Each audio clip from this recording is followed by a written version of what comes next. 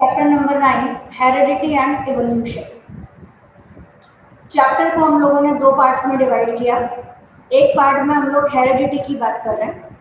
Heredity मतलब the characters which are transferred from parents to their offspring. ध्यान रखिए, language में हम कभी भी पेरेंट्स टू देयर चाइल्ड या चिल्ड्रन नहीं लिखते, हम लैंग्वेज लिखते हैं the characters transferred from parents to their offspring. उसका रीजन है कि चाइल्ड या चिल्ड्रन ह्यूमन के बच्चों को बोला जाएगा, है ना। ह्यूमंस के लिए हम लोग वर्ड यूज करेंगे कि हाँ भाई बच्चा है। अगर आपको कोई बोल रहा है कि भाई वर्ड यूज करिए पपी, तो डेफिनेटली पपी मीन्स कि आप एक डॉग के बच्चे की बात कर रहे हैं। किटन, तो आपको मालूम है कि आप कैट के लिए यूज कर रहे हैं। तो हर एक चीज के लिए एक स्पेसिफिक वर्ड होता है। तो we can't use a word child और children, use a common word called as offspring.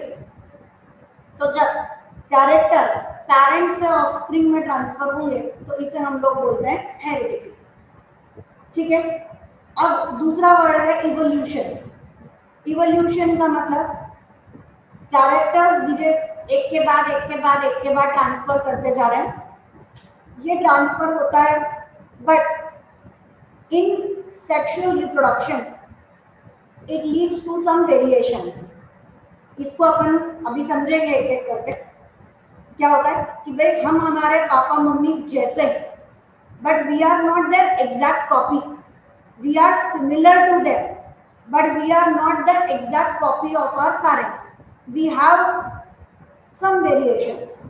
कुछ ना कुछ चेंज हमारे में होता है, तभी तो हम ये थोड़ी बोल रहे हैं कि बिल्कुल हम 100% उनकी शक्ल लेकर बैठे। नहीं, हमारे में कैरेक्टर्स उनके जैसे हैं, बट विथ सम वेरिएशन। अब ये वेरिएशन हजारों सालों तक, ना thousands of years, millions of years, कितने तक कोई वेरिएशन जाता है जाता है जाता है, तब जाके नया कुछ पार्ट बनना चालू होता है, जिसे हम कहते हैं evolution.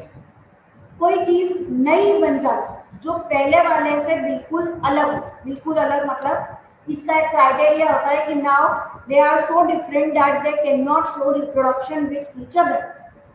then we say that a new species is evolved, है ना। जब कोई नई स्पीशी बन जाती है, तो ये कोई मजाक नहीं चल रहा कि हमने बोला कि आज नई स्पीशी बन गई, आज हम ऐसे हैं कल ऐसे दिखेंगे, बोले कल नया स्पीशी बन गया। It takes thousands and millions of years to form a new species, evolution.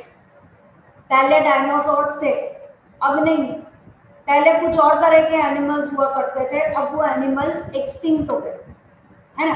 तो ये क्या कहलाएगा कि उनसे नए बने और वो वाले खत्म होते चले गए। तो नए नए नए नए बनना, that is called as evolution. हमेशा कहीं ना कहीं हम एक नई चीज को अडेप्ट करते हैं और अडेप्ट करके एक नया ऑर्गेनिज्म बनता है, which is called as evolution. तो हम लोग इस चैप्टर में दो पार्ट्स पढ़ेंगे। एक पार्ट में हम हेरिडिटी पढ़ रहे हैं, कैरेक्टर्स का ट्रांसफर होना, और एक हम पढ़ रहे हैं नए स्पीशी का बनना। तो ये दो टॉपिक अलग अलग चलेंगे। थोड़ा थोड़ा नहीं, पूरा ही थियरी पार्ट है। आप लोगों को समझने का काम ज्यादा लगेगा, थोड़ा सा बोरिंग भी हो सकता है, but we have no other choice. ठीक है। तो first and foremost, what is heredity.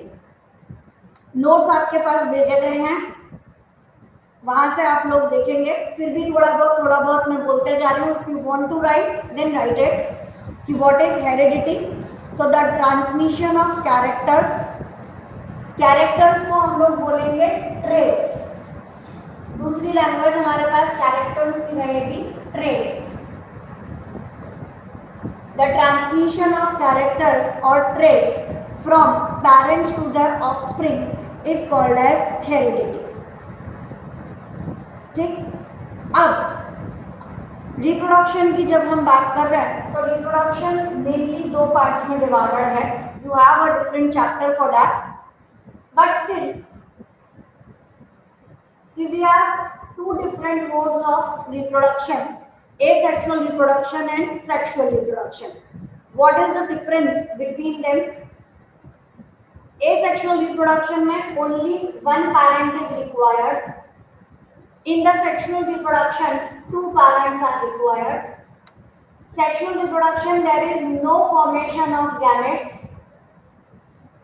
In the sexual reproduction, there is a formation of gamete. यहाँ पर parents are offsprings are exact copy of their parents.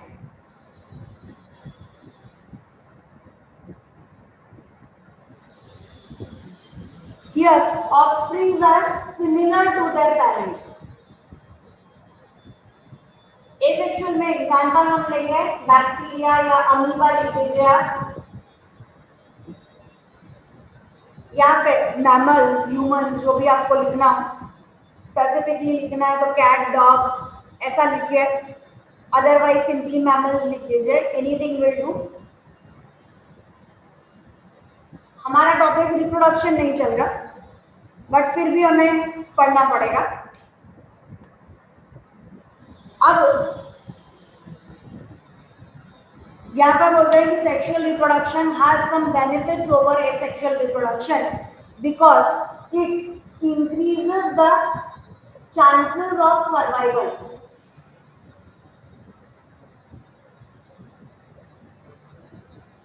It increases the chances of survival. क्या होता है? Variations cause हो रहे हैं।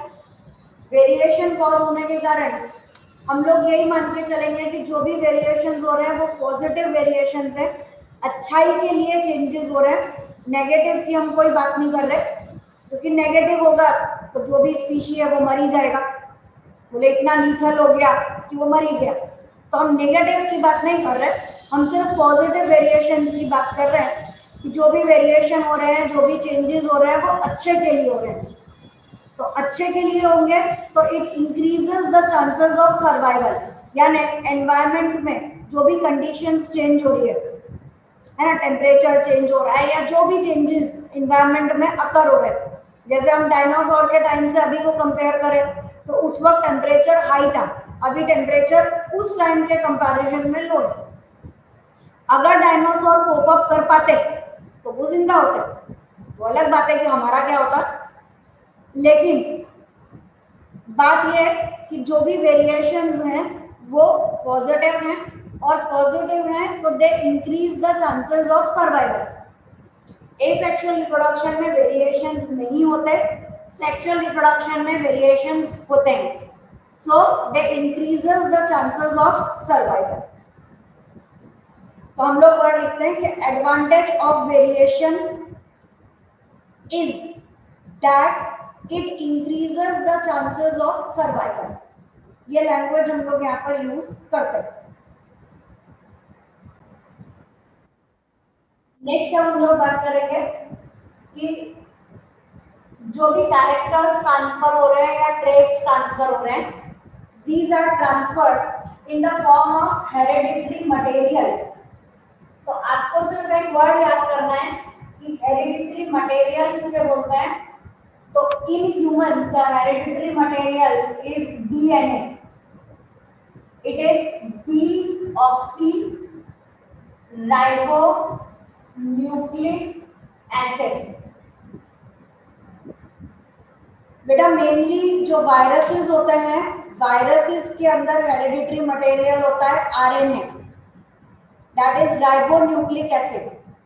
बाकी जो भी ऑर्गेनिजम्स हैं उनमें मेनली हम मान के चलते हैं the hereditary material is DNA, deoxyribonucleic acid। तो hereditary material अगर वर्ड है तो DNA आंसर है, और hereditary unit वर्ड है कि what is the hereditary unit, तो आंसर है genes।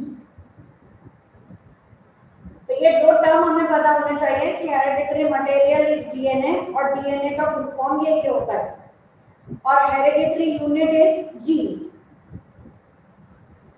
जीन क्या है? तो उसकी डेफिनेशन है कि it is a unit, it is a unit of DNA, it is a unit of DNA which is present on chromosome। which is present on chromosome, which helps in the synthesis of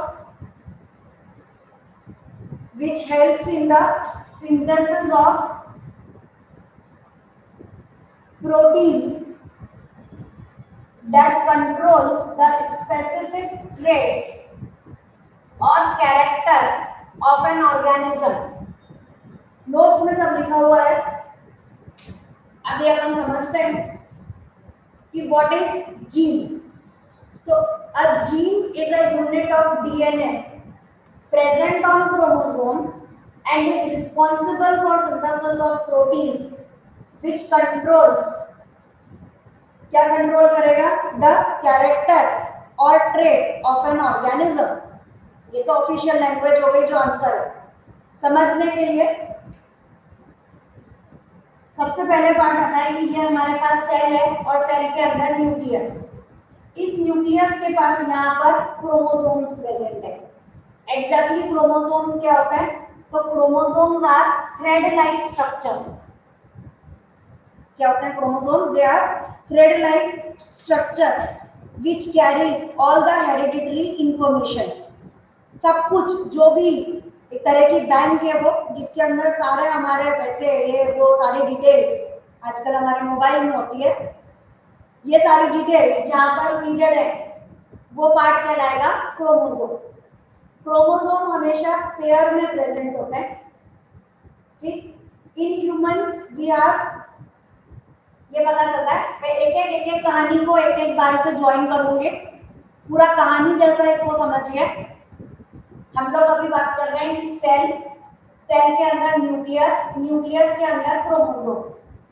definition जो आपको याद करनी है वो already मैंने dictate कर दी। अभी खाली अपन समझने का काम कर रहे हैं। It is not for your writing part. ठीक है, ये पार्ट जो है अंदर थ्रेड लाइक स्ट्रक्चर, इसे हम कहते हैं क्रोमोसोम।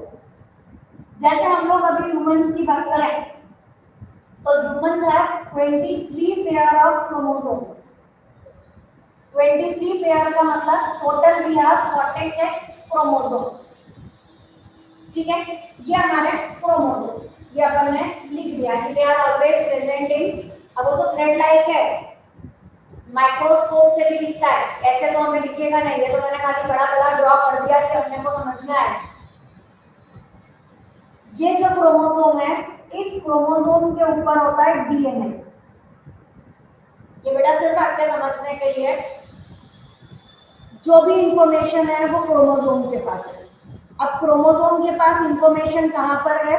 तो क्रोमोसोम के ऊपर प्रेजेंट है double helical structure which is called as DNA. ये पूरा जो स्ट्रक्चर हम ड्रॉ कर रहे हैं this is called as DNA. Double helical क्योंकि एक ये और दूसरा ये, तो दो हेलिक्स इसके अंदर प्रेजेंट है, इसलिए हम इसे बोलते हैं डबल हेलिकल स्ट्रक्चर। ठीक, अब इस डबल हेलिकल स्ट्रक्चर्स पे यहाँ पर जीन्स प्रेजेंट है। क्या प्रेजेंट है? सबसे छोटा part which is called as genes. और उन जीन्स के ऊपर कोडॉन है। अभी अपन ने लिखा नहीं है ना, आपको जरूरत है लिखने की। इन जीन्स के ऊपर कोडॉन्स है। ये कोडॉन्स जो है ये एक तरह की लैंग्वेज है। क्या है? Language, sign language. उस लैंग्वेज से हमारा जो भी सेल है, जो भी पार्ट है, वो उसे रीड करता है। जैसे आपने लास्ट ईयर पढ़ा था कि एंडोप्लाज्मिक रेटिकुलम दो तरह के होते हैं, आरईआर और एसईआर। ये 9th स्टैंडर्ड का पार्ट था। आपने बोला था आरईआर जो होता है it helps in synthesis of protein. तो क्या होता है, ये डीएनए से इंफॉर्मेशन जाएगी, उस जगह तक जाएगी, फिर एंडोप्लाज्मिक रेटिकुलम में आरईआर जो है वो उस पर्टिकुलर प्रोटीन का सिंथेसिस करेगा और फिर वो प्रोटीन ये इंफॉर्मेशन देगा कि हमारे बाल जो हैं वो ब्लैक होने हैं, ब्राउन होने या वाइट होने। अरे बाप रे, कहना मैम बर्थ के साथ वाइट कैसे होंगे? आंखों का कलर ब्लू होगा, ब्लैक होगा, ब्राउन होगा, ग्रीन होगा। ये सब it is controlled by protein. वो प्रोटीन की इंफॉर्मेशन जाएगी बाय जीन्स। जीन्स कहाँ है? डीएनए पे। डीएनए कहाँ है? क्रोमोसोम पे। क्रोमोसोम कहाँ है? न्यूक्लियस में। और न्यूक्लियस कहाँ है? Cell. cell, nucleus, chromosome. Chromosome has double helical structure called as DNA, and DNA has genes, which is the hereditary unit. पता चलता है इससे अब क्या बनेगा, प्रोटीन बनेगा, और वो प्रोटीन हमारे कैरेक्टर्स को कंट्रोल करेगा। हमारे पास 4 फिंगर्स और 1 थंब है, डायरेक्शन सबकी ऐसी ही है। अब ऋतिक रोशन का यहाँ से एक बाहर आ गया, ऋतिक रोशन क्यों नाम लेने का गलत बात है, बहुत सारे लोगों का एक्स्ट्रा आ गया, ठीक है। क्या हो गया भाई, प्रोटीन था, एक्स्ट्रा इंफॉर्मेशन आ गई, तो यहाँ से एक और पार्ट एक्स्ट्रा निकल गया, कोई बात नहीं, ठीक है। But it is controlled by, किससे कंट्रोल होगा, बाय आवर जीन्स, ठीक। तो जीन्स है जो ये सारी चीजों को कंट्रोल करे। अब आगे की कहानी चलते हैं। आगे की कहानी में हमें एक वर्ड चाहिए, डोमिनेंट एंड रिसेसिव। आगे कहानी में अपन पढ़ेंगे कि भाई डोमिनेंट जीन और रिसेसिव जीन। तो जीन तो जीन है, अब उसमें एक डोमिनेंट और एक रिसेसिव कैसे हो गया। डोमिनेंट मतलब which is going to express itself, ठीक है, वो कहलाएगा डोमिनेंट। और recessive which at present do not express itself but it is carry forward.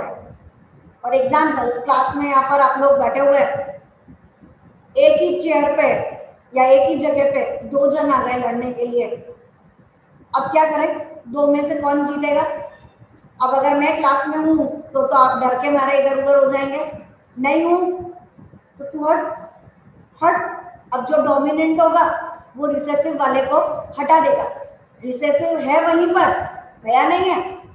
In case वो डोमिनेंट वाला किसी काम से बाहर गया, पानी पीने बाहर गया, कुछ काम करने आया, रिसेसिव वाला उसकी जगह ले लेगा।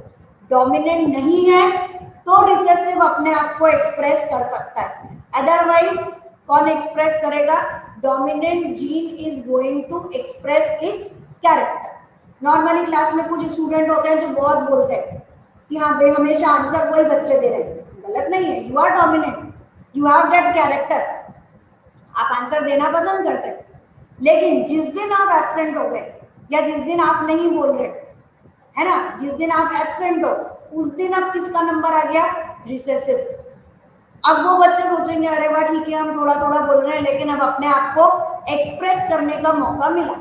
तो we have dominant gene which express itself in presence of other gene, मतलब रिसेसिव की प्रेजेंस में भी जो अपने आप को एक्सप्रेस कर पाए वो डोमिनेंट। लेकिन रिसेसिव कौन होता है, जो सिर्फ रिसेसिव की प्रेजेंस में ही अपने आप को एक्सप्रेस कर पाता है। 2 अलग अलग है, एक डोमिनेंट एक रिसेसिव। तो अलग होने के बाद भी ये अपने आप को एक्सप्रेस कर पाएगा क्योंकि ये डोमिनेंट है। लेकिन रिसेसिव अपने आप को एक्सप्रेस कब कर पाएगा, जब इसके साथ वाला भी सेम टू सेम हो, same to same recessive character के साथ प्रेजेंट हो। तो अगली कहानी जो हमें पढ़नी है that is dominant gene and recessive gene. क्या डेफिनेशन रहेगी, jeans which decide appearance of organism even in presence of alternate gene, है ना, दूसरा उसके साथ प्रेजेंट है तो भी वो अपने आप को एक्सप्रेस कर रहा है, इसलिए वो कहला रहा है dominant. And the gene which decide the appearance of an organism only in the presence of another identical gene। ये अभी अपन आगे पढ़ेंगे, जैसे अपन ने आगे अभी पढ़ेंगे बट थोड़ा सा क्लियर करने के लिए कि हमारे पास कैपिटल टी है, कैपिटल टी स्मॉल टी है, स्मॉल टी है। आपको समझ में आ रहा है, कैपिटल हमने दिया है डोमिनेंट वर्ड को और रिसेसिव हमने दिया इसको, ये जो स्मॉल लेटर हमने लिखा वो। अब दोनों अगर कैपिटल हैं तो ये तो अपने आप को एक्सप्रेस करेंगे, एक कैपिटल एक स्मॉल है तो डोमिनेंट वाला अपने आप को एक्सप्रेस करेगा, रिसेसिव वाला सिर्फ वहीं पर रह जाएगा। रिसेसिव वाला अपने आप को एक्सप्रेस कब कर सकता है, only in presence of identical gene, यानी दोनों अगर स्मॉल टी हैं तो रिसेसिव वाला अपना कैरेक्टर एक्सप्रेस करेगा। अभी क्या ना, आधा समझ आया, आधा ऊपर से निकल गया। डेफिनेटली समझते हैं इसको दूसरे तरीके से, क्योंकि एक बार में नहीं आ जाएगा। I told you we have 23 pair of chromosomes. It means total we have 46 chromosomes. उसके बाद जब अभी अपन ने सेक्सुअल रिप्रोडक्शन की डेफिनेशन लिखी, तब अपन ने लिखा कि in this there is a formation of gametes. लिखा ना, गैमेट का मतलब क्या होता है? अपने नंबर को आधा कर दीजिए। Like you have 46 chromosome, number आधा कर दो, कितने हो गए? 23 क्रोमोसोम। तो 23 chromosome from one parent, 23 chromosome from second parent combines together to form 46 chromosome in the offspring। इतना पता चलता है। 23 क्रोमोसोम एक पैरेंट में से आएंगे, 23 क्रोमोसोम दूसरे पैरेंट में से आएंगे, क्योंकि गैमेट बन गया। गैमेट कैसा होता है?